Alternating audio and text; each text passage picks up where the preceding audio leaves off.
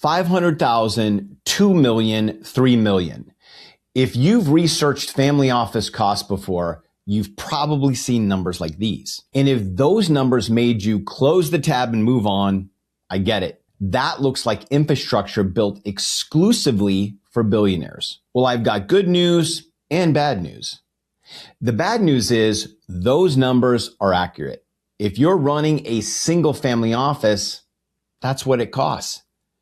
The good news is there are other types of family offices, and one of them makes this dramatically more cost effective to operate. I'm Christopher Nelson, and I've spent the last 5 years operating one of those other types of family offices. And in this video, I'm going to share the actual cost to run a family office for somebody in the $1 million to $30 million investable net worth range.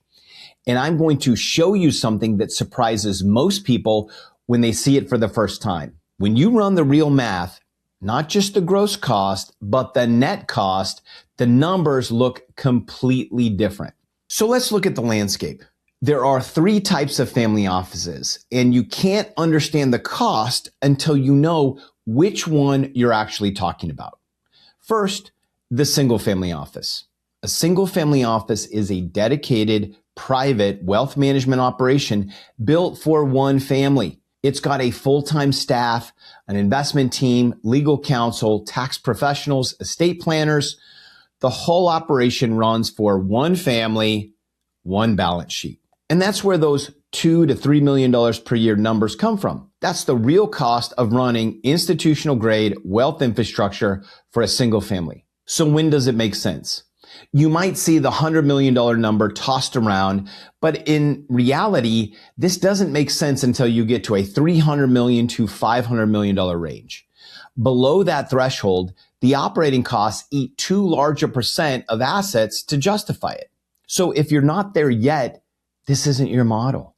Next is the multifamily office, a professional organization that serves multiple wealthy families under one roof, sharing infrastructure and costs across the client base.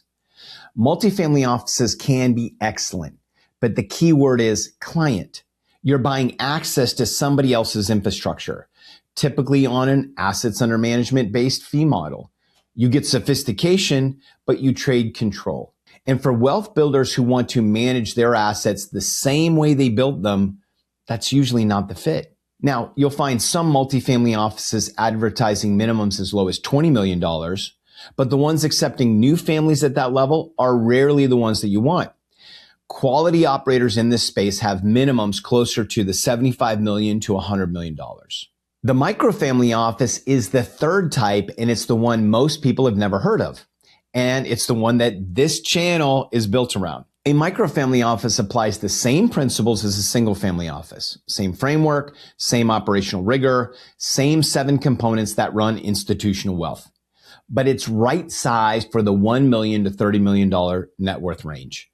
Instead of a full-time staff, you use fractional specialists. Instead of a $2 to $3 million operating budget, you're running the same infrastructure for $10,000 to $75,000 per year. This is built for tech executives, physicians, and business owners, usually first-generation wealth builders who've accumulated millions and they need a systematic way to manage what they've built. People who want a strategic plan for managing their wealth other than the generic advice that a typical financial advisor will charge you 1% for. And here's the point I want you to hold on to. $10,000 to $75,000 is the gross cost. The net cost looks much different. We're going to get into that shortly. So what does the $10,000 to $75,000 per year actually buy? Let's break it down into 3 buckets. Bucket 1, legal and tax foundation. The first bucket is your entity structure, the legal foundation everything else sits on. What you're building is called the 2-company architecture. One company holds and protects your assets. The other runs your operations and generates active income. Getting this foundation set up, legal fees, entity formation, typically runs a few $1,000s to around $10,000 depending on complexity. There's a one-time setup cost and there's minimal ongoing maintenance fees. This unlocks everything else, including the deduction stack. Next up is bucket 2, the fractional expert team. And this is where the microfamily office model separates from the single family office. You don't hire a full-time staff. You build a fractional specialist team starting with 3 core players: tax strategist who plans forward, not backward, estate attorney who builds the protection layer, and a bookkeeper who keeps your operations running clean so everyone else on the team can operate on good data. These are not asset under management advisors who make money based on how much you have. They're specialists who get paid to execute a specific function within your strategy. The annual cost for a fractional team at this level, typically $10,000 to $40,000 per year. It could be lower or it could be higher. This depends on your complexity, but 90% of microfamily office CEOs fall into that range. The third bucket is insurance and protection, the coverage layer that sits on top of the 2-company architecture you built in bucket 1. This includes umbrella policies, entity liability coverage, and the asset protection layer that separates what you've built from what could come after it. Most people in the $1 million to $30 million range are already paying for some form of insurance. But once you have the entity structure in place, you're not just buying coverage, you're building a coordinated protection layer that actually maps to the assets you're protecting. This bucket generally runs around $2,000 to $10,000 per year, again, depending on your asset base and complexity. So let's add it up. Entity foundation, fractional team, protection.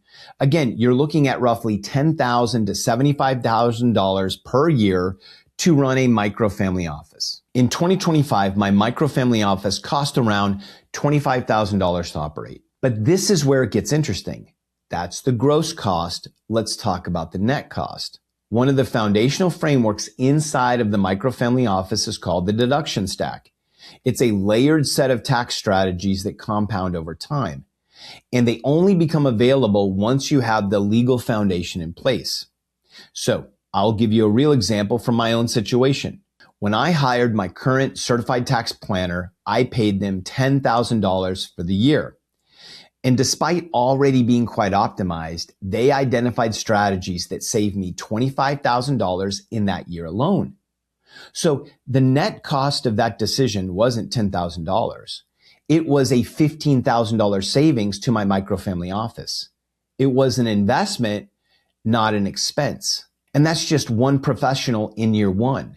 When you add the full deduction stack, the compounding effect of an actual investment strategy, and the operational clarity that comes from running your wealth like a business, the net cost of a microfamily office can approach 0 or can even go negative. So in my opinion, the question isn't whether you can afford to build this infrastructure. The question is whether you can afford not to.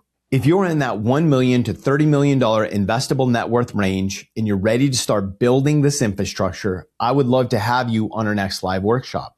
It's a 2-hour deep dive on the architect phase of the microfamily office, where you define the strategy before you build the structure. You'll walk away with a legacy statement, an investment thesis, and a portfolio structure tailored to your goals. At the time of this recording, we've had over 1,600 people just like you come through the workshop. Head to wealthops.io/go or click the link below to register. Our next workshop is likely in just a few days. Now, after you sign up, check out this video on the microfamily office structure. We go deep into it in the workshop and it connects directly to what we've covered today. Let's keep building.